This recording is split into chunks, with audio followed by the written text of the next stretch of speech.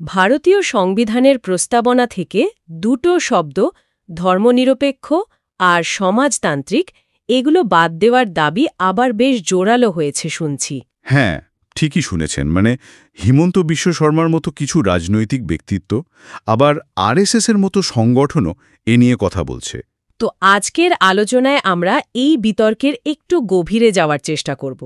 আমাদের কাছে যে বিভিন্ন সূত্র আর বিশ্লেষণ আছে সেগুলোর সাহায্যেই। অবশ্যই। আমরা আসলে বুঝতে চাইছি এই শব্দ দুটোর মানে কি, কবে, কেন এগুলো সংবিধানে এলো, আর এখন কেন বাদ দেওয়ার কথা উঠছে, তাই তো? এবং এর প্রভাব কি হতে পারে। একদম। চলুন শুরুতেই একটু ইতিহাসের দিকে তাকাই। শব্দ দুটো তো গোড়া থেকে ছিল না সংবিধানে। না, একেবারেই না। এগুলো যোগ করা হয় ১৯৭৬ সালে ৪২তম সংবিধান সংশোধনীর মাধ্যমে। ও, ১৯৭৬ সাল মানে তো জরুরি অবস্থার সময়। ঠিক তাই। দেশ জুড়ে তখন জরুরি অবস্থা চলছে। ইন্দিরা গান্ধীর সরকার এই সংশোধনী আনে। তো এই প্রেক্ষাপটটা মনে রাখা খুব দরকারি, কারণ সংশোধনী আনার প্রক্রিয়া নিয়েও তখন বেশ প্রশ্ন উঠেছিল। আচ্ছা, এবার তাহলে শব্দগুলোর অর্থে আসি। ধর্মনিরপেক্ষতা বা সেকুলারিজম, এটা নিয়ে তো একটা ধারণা আছে যে রাষ্ট্র আর ধর্ম পুরোপুরি আলাদা থাকবে। হ্যাঁ, পশ্চিমা দেশগুলোতে যেমনটা দেখা যায়, কিন্তু ভারতে ব্যাপারটা একটু আলাদা এবং বেশ ইন্টারেস্টিংও। কীরকম? দেখুন, ভারতে ধর্মনিরপেক্ষতা মানে কিন্তু রাষ্ট্র আর ধর্মের সম্পূর্ণ বিচ্ছেদ নয়। এর মানে হলো রাষ্ট্র কোনো একটা বিশেষ ধর্মকে পৃষ্ঠপোষকতা করবে না। সব ধর্মের প্রতি সমান সম্মান দেখাবে, নিরপেক্ষ থাকবে। আমাদের সংবিধানেও তো এর উল্লেখ আছে। হ্যাঁ, ২৫ থেকে ২৮ নম্বর অনুচ্ছেদে এই অধিকারগুলোই তো দেওয়া আছে। রাষ্ট্র ধর্মের ব্যাপারে উদাসীন নয়, বরং সব ধর্মকে সমান চোখে দেখছে। এটাই হলো ভারতীয় ধর্মনিরপেক্ষতা। বুঝলাম। আর সমাজতান্ত্রিক বা সোশ্যালিস্ট, এটা শুনলেই কি মার্ক্সবাদের কথা মনে আসে? না, ওই ধারণাটা ঠিক নয়। ভারতীয় সংবিধানে সমাজতন্ত্র শব্দটা অনেক ব্যাপক অর্থে ব্যবহার করা হয়েছে।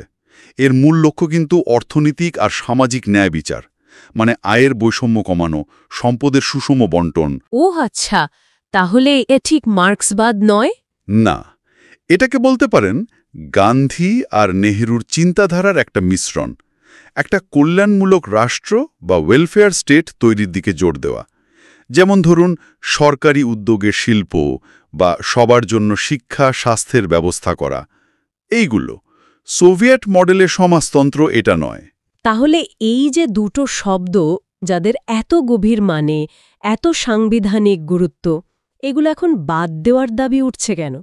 বিশেষ করে আরএসএস বা ধরুন অন্যান্য হিন্দুত্ববাদী সংগঠনগুলো কি বলছে?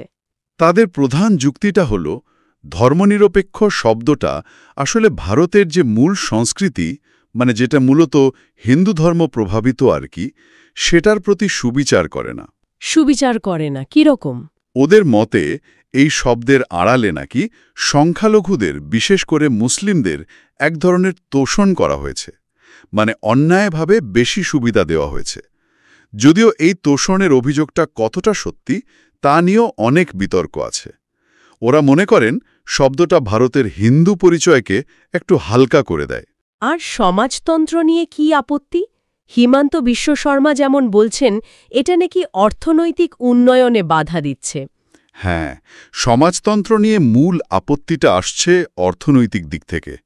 সমালোচকরা বলছেন, এখনকার যে মুক্ত বাজার অর্থনীতি, সেই যুগে সমাজতন্ত্র শব্দটা ঠিক খাপ খায় না। বেমানান? অনেকটা তাই। তাদের মতে এই ধারণাটা রাষ্ট্রের হাতে জাদি ক্ষমতা দিয়ে দেয়, আমলাতান্ত্রিক জটিলতা বাড়ে আর বেসরকারি উদ্যোগকে নিরুৎসাহিত করে, যা দেশের আর্থিক উন্নতির পথে একটা বাধা। হিমন্ত বিশ্ব শর্মা তো ঠিক কথাই বলছেন। ধর্মনিরপেক্ষতা নাকি সাংস্কৃতিক ঐতিহ্যের সঙ্গে মেলে না, আর সমাজতন্ত্র অর্থনৈতিক অগ্রগতির পথে বাধা। কিন্তু এর উল্টো দিকেও তো যুক্তি আছে, তাই না? বিশেষ করে সংবিধানের যে মৌলিক কাঠামোর কথা বলা হয়। অবশ্যই আছে, জোরালো যুক্তি আছে।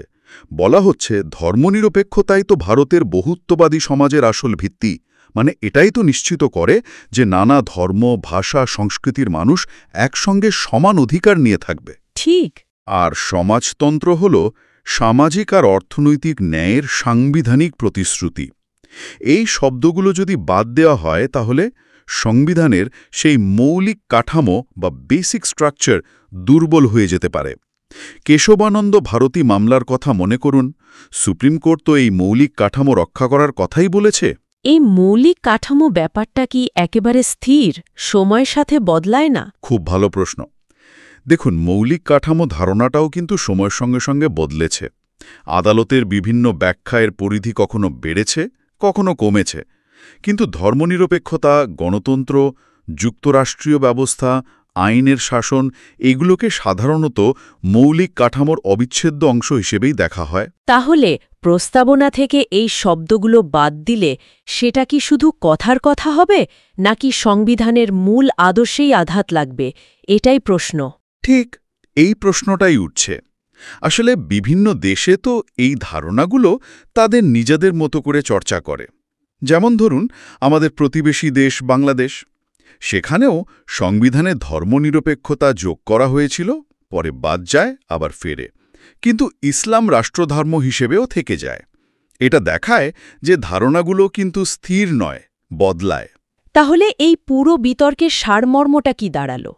মানে, শব্দগুলো যোগ করা হয়েছিল একটা বিতর্কিত সময়, জরুরি অবস্থার মধ্যে।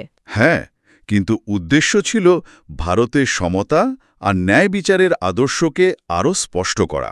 আর এখন প্রায় 5 দশক পর সেই শব্দগুলো থাকা উচিত কিনা তা নিয়ে প্রশ্ন উঠছে, যা আসলে ভারতের ভবিষ্যৎ পথ, মানে তার আদর্শগত ভিত্তি আর অর্থনৈতিক নীতি নিয়ে একটা বড় বিতর্কেরই প্রতিফলন। একদম তাই।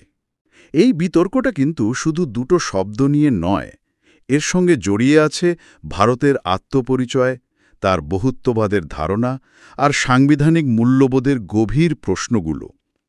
আর জরুরি অবস্থার সময় যেভাবে শব্দগুলো যোগ করা হয়েছিল, সেই প্রক্রিয়া নিয়েও তো একটা গণতান্ত্রিক স্বচ্ছতার প্রশ্ন ছিল। সেটাও আজকের বিতর্কে একটা নতুন মাত্রা যোগ করেছে। আমরা যে বিশ্লেষণগুলো দেখলাম সেগুলো কোনো পক্ষ না নিয়ে বিতর্কের বিভিন্ন দিক তুলে ধরার চেষ্টা করল। ঠিক। শেষে একটা অন্য দিক নিয়ে ভাবার কথা বলি। এই যে ৪২তম সংশোধনী, এতে কিন্তু শুধু ধর্মনিরপেক্ষ আর সমাজতান্ত্রিক শব্দ দুটোই যোগ করা হয়নি, নাগরিকদের 10টা মৌলিক কর্তব্য সংবিধানে ঢোকানো হয়েছিল। ও হ্যাঁ, মৌলিক কর্তব্যও তো তখনই এসেছিল। হ্যাঁ, তো এখন একদিকে প্রস্তাবনা থেকে শব্দ বাদ দেওয়ার এত জোরদার দাবি, আর অন্যদিকে নাগরিকদের মৌলিক কর্তব্য পালনের ওপর এত জোর দেওয়া হচ্ছে, এই দুটোর মধ্যে কি কোনো গভীর সংযোগ থাকতে পারে? এটা হয়তো ভবিষ্যতের আলোচনার জন্য তোলা রইল। সত্যিই ভাবনার বিষয়।